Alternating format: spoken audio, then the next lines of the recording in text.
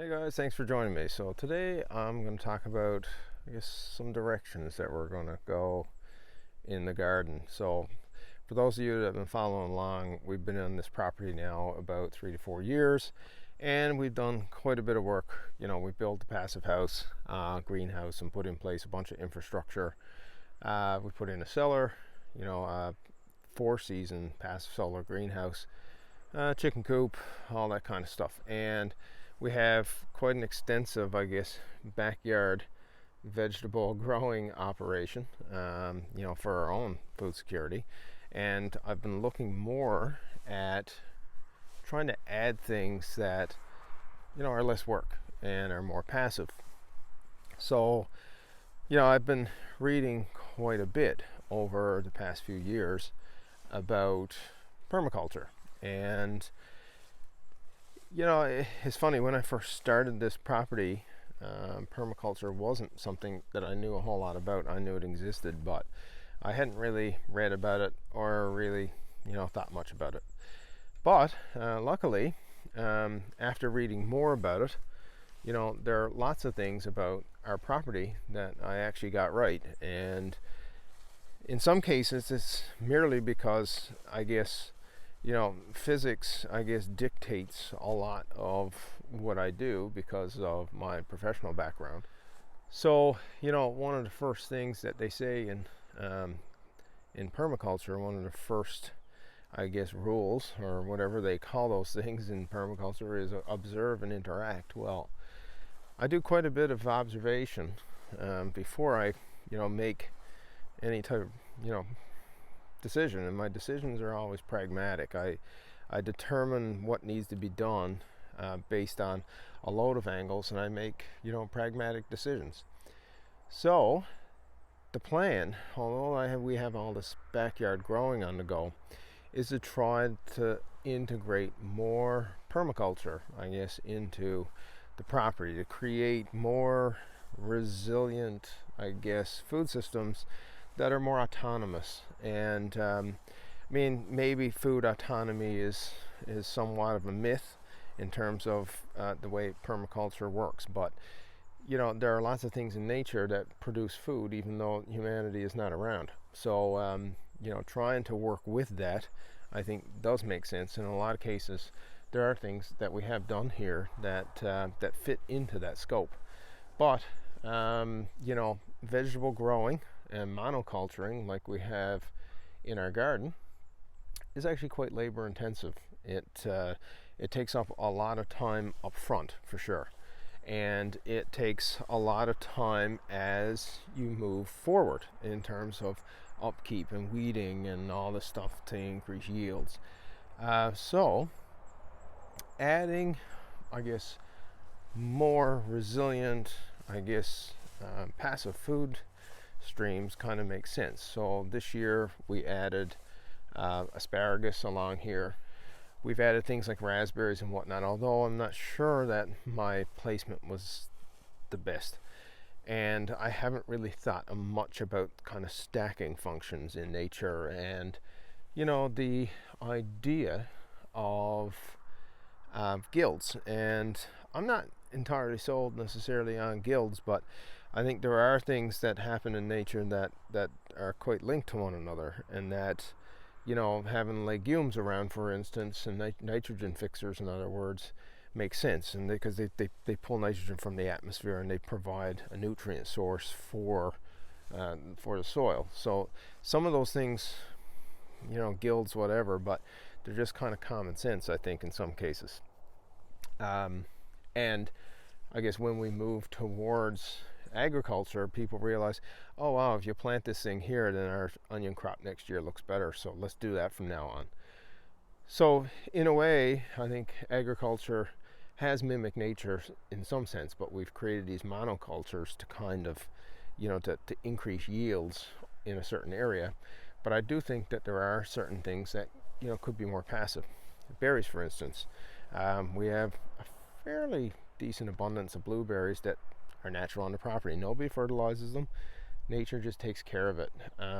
So last year I decided that we would start adding fruit trees. So there's our first apple tree, a second apple tree here.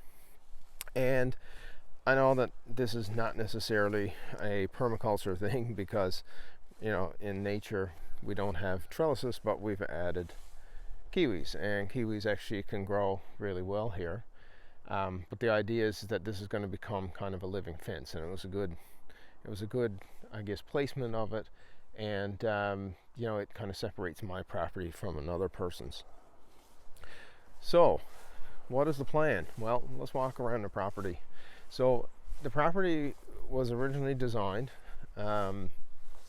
with passive solar gains in mind, because we were building a passive house. Now, passive houses don't necessarily need to depend completely on passive gains, but the idea is maximizing solar input or solar gain, so that you can minimize, let's say, energy costs. Now, that's a passive solar house. Passive house goes beyond that, but basically the idea is gaining as much as you can from your inputs or your energy flows, your energy sources, and that inherently is actually one of the things that you try to do in permaculture. In permaculture, you try to gain as much as you can from your surroundings. Try to work with your surroundings rather than work against it. The fact is that entropy is a thing, and systems tend to move towards disorder, and working with that to minimize, I guess, the energy lost kind of makes sense. So having things oriented so that you have southern coverage makes great sense. I mean, it makes sense for a vegetable garden. You need to maximize photosynthesis to maximize yields. So in a northern climate, it's very special climate, because the sun really is always pretty much in the southern sky. So what that means is that having solar coverage on the south side of a home makes sense, but it also makes sense for your garden. Now, what does that mean for our winds? Well, our prevailing winds are usually from the north and the northwest in the wintertime, sometimes the northeast. In Newfoundland, sometimes from the south and southwest too, but in general, prevailing is mainly from the north, northwest, and whatnot. So on my property, the northwest is actually in that direction. Luckily, I have, a lot of windbreak, and it's fairly sheltered, at least on this side of the garden. And, these trees, I mean, some people might say, okay, hack them down and put in fruit trees, but these coniferous trees will actually provide more wind barrier than, let's say, a deciduous tree will in any day. Doesn't matter what universe you're from. I mean, these trees are so thickly matted. They're a great windscreen, and a natural one. So, having things planted and stacked along kind of, this border makes sense. Now, the thing that I'm wrestling with, I guess, is that, that the forests here are boreal in nature. And boreal forests are different, I think, in terms of the way that they produce food.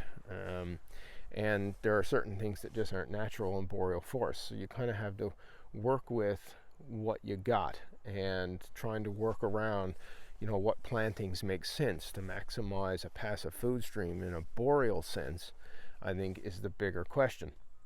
Now, unfortunately, on this property, in the summertime, the wind comes from that direction and that direction. And you can see I have some windscreen here, but it actually doesn't even seem to make a difference. I think what's going on is that, the house is actually so high that it's a funnel. Basically, this whole area is a funnel. And this is my part where I observe. I haven't interacted yet. Well, I did. I put the house there, and that was an interaction. But this whole area, from here, like right here, all the way up here, acts as a funnel. And it sweeps way down there towards the greenhouse. And this area gets completely windswept. I need to keep nets and row covers on things way into the season. And in fact, anecdotally, I'm not big on anecdotal information, but I've observed that I'm always at least 2 weeks behind, I would say, everybody else with respect to a lot of things. And you know, like leaves coming on the trees, 2 weeks behind. Buds on the spruce trees, 2 weeks behind. And a lot of the reason why is because that wind in the spring is still pretty cold, and you know, it just strips the sun's heat. And you know, it's very hard to create a microclimate where things can flourish if you have massive amounts of wind and cold. So dealing with wind is a problem, and the best way to deal with it, I'm unsure, because down here there's actually a fairly big open area, which is a field that belongs to somebody else. And then right beyond kind of these alders right here, that's actually another person's property, because my property is not deep, it's long. It's long down east-west, which is great from a solar coverage point of view, but from a wind point of view, I have no way really to screen that unless I ask my neighbor to plant a bunch of trees on his property, which he may or may not want to do. And maybe I just need to bribe him with vegetables. But anyway, so those are the observations that I've made with respect to, you know, the property, and I guess where these kind of energy flows are coming from. Here in the lower section of the garden, it's pretty good actually. It's not too bad. There's, you know, this natural hillside, but in order to create the hillside, you know, we had to deforest, right? Deforestation had to be part of it in order to get the greenhouse in, and I am glad that we did it. It's an amazing, I guess, part of the property, having a greenhouse that you can grow in year round, that has, you know, next to no electricity costs during the year. But, you know, it creates a problem, right? I mean, hillsides are a problem. They drain water quickly. They erode. There's so many things that, you know, go wrong with hillsides. So at the bottom of the hillside down here, though, so you can see the house is way up there. I'm way down here, and you know, I've created this area where basically it's almost a microclimate, and it's only on the windiest of days that I get this funneling effect. So once again, you know, I'm looking now towards the west. This is the east, and this is oriented east to west. And up there is that funnel that I was talking about. And as the wind kind of hits the house, I think it funnels down through this area. But in general, things grow pretty well down here. Now, how to deal with hillsides? Well, as you can see, you know, we've been here for 3 years. The greenhouse has been here for 2, and this hillside is pretty much still a barren mess. Very little things grow here because, well, it's a hillside, and you know, rainy roads. It's only every now and then when maybe you have a buildup of rocks where all of a sudden a raspberry plant comes up. So I mean, this is an observation, right? I mean, this seems to like this location. It's able to, it's doing okay. It's not thriving, but it's doing okay. And the same deal here. You know, we got raspberries coming up in a bunch of places. You know, maybe I need to not resist nature in this case. Maybe it's a good place to start looking at adding in raspberries. In the place where I do have the raspberries, maybe this is where I need to move them. But dealing with the hillsides is a pain. I've hated it. You've seen it in another video. I showed this check log terrace that I built. And overall, I'd say the check log terrace has done pretty good so far this summer. I haven't had to water it, actually, interestingly enough. It's been wet the whole summer. It's been pretty much damp the whole summer. And the reason why is because in every second row, I got these layers of wood chips as walking spaces to walk between the terraces. And if I walk on that, we had a lot of rain last night. That's squishy. Really squishy. And I don't water this. So I started propagating some strawberries in here because I wanted something to actually start binding the soil together to help prevent erosion. And Yeah, I haven't watered these at all, and they're sending out runners and they're thriving. So once again, I don't think I'm going to work against it. I put them here, they seem to be good, so maybe I won't work against nature in this case. Trying to maximize my energy here and work with what I have. Things like sage and low bush winter savory seems to be doing well. I have this in this area. We have this depression, right? It's this low area, and it's fairly heavily forested, but the trees aren't high right now. But you see, the southern sky up here goes across that way, so there's a huge amount of area here for growing, and that hillside there, I'm sure, could be beneficial in some way, because down here, this area is always wet throughout the whole summer, and that's one of the reasons why I think our peas and our broad beans actually grew so well. So I've hardly watered this all summer. I think maybe the beans at one point I watered once. So, you know, this area down here is a sink, right? It's a sink for water, and we all know that, you know, that water flows downhill, but it actually flows downhill perpendicular to contour lines. So pretty much this whole hill is oriented towards the south. So if I can capture all of the water that's coming down here in setups like this, which I can plant out with perennial varieties of fruits, raspberries, small bushes, trees like black currants and whatnot, and intermix leguminous, I guess, plants, it'll provide a great area to produce a huge amount of food. Okay, down here on the property, so I'm actually headed down towards the east. The east is actually the highway, and we can actually see the highway from up here. Out there, I have a few trees here. When the wind blows from the southwest, hurricane season and whatnot, this area is pretty windswept. But down here in this area, it's not. But you see how dense these trees are. And this year, some of these trees only grew 3 inches, but some of them grew 6 and 8, maybe 12 inches. So I need to come up, I guess, with a selective deforestation plan for this area to actually get some of these trees on the exterior part of that line to kind of grow quicker, and maybe push the tree line back just a little bit to make a little more area here for things like berry trees and whatnot.